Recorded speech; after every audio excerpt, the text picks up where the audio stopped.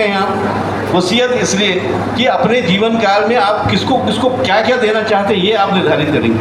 आपका जो वसीयत होता है वो कब प्रभावी होता है, ये कानून है कि मेरा वसीयत तब प्रभावी होगा जब मैं इस दुनिया में नहीं रहूँगा। तो मेरी जो इच्छा है संपत्ति के संबंध में कि बच्ची को कितना मिलना चाहिए, लड़के कितना मिलना, नाती को कितना मिलना चाहिए, पोते को कितना मिलना चाहिए, ये मैं निर्धारित करके जाता हूँ।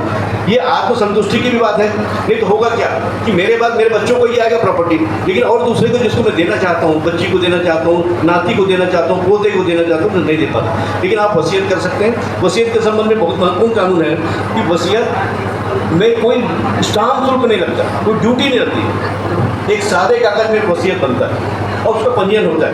रजिस्ट्री ऑफिस से कभी ये नहीं कहेगा कि आपको स्टाम्प पेपर मिलेगा, उसमें कोई स्टाम्प शुल्क नहीं लगता, कोई ड्यूटी नहीं लगती, सिर्फ पंजीयन का शुल्क लगेगा। और आपकी जो इच्छा है कि आपके बाद वो संपत्ति किसको मिले और कैसे मिले वो उसको निर्धारित होगा। और वसीयत के संबंध में एक और महत्वपूर्ण बात है, जैसे मैंने आज वसीयत कर दिया, अब मैं उसमें बदलना चाहता हूँ, मैंने जिसके नाम से किया वो लड़का बदमाशी कर रहा है, ठीक व्यवहार नहीं करता मेरे साथ, तो अपने जीवन काल में कभी भी वसीयत को बदल सकते हैं। और अंतिम वसीयत जो होती है कि मृत्यु के पहले जब आदमी इस दुनिया में परलोक सिधार जाता है, वो अंतिम वसीयत ही प्रभावशील होती है। और वसीयत के संबंध में एक और महत्वपूर्ण प्रावधान है कि वसीयत में ये कहा गया है, धारा 68 हम लोग कभी पढ़ते हैं, धारा 68 में कहा गया है कि वसीयत को संदेह से परे प्रमाणित करना पड़ता है। ऐसा नहीं कि कोई कागज दे दे बोले मेरा वसीयत को ऐसा कोर्ट नहीं मानता, वो चीज़ तो संदेह से परे प्रमाणित करो। इसका जो आई विटनेस है वो आपके न्यायालय बोले कहाँ साहब मेरे सामने वसीयत किया गया, मैंने देखा तो मेरे सामने कहा उसने ऐसी ऐसी व्यवस्था अपनी संपत्ति के संबंध में की थी, तो ये तब वो मान्य होगा और वो संदेह से परे होगा।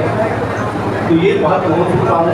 दूसरा PFC जो विधिक सेवा प्राधिकरण है, इसके माध्यम से आप लोग बहुत सारी सहायता ले सकते हैं। नई नई स्कीम चालू हो रही है बच्चों के संबंध में, समाज कल्याण वन टॉप सेंटर चालू करता है, हम लोग की भी इसमें सहभागिता रहती है।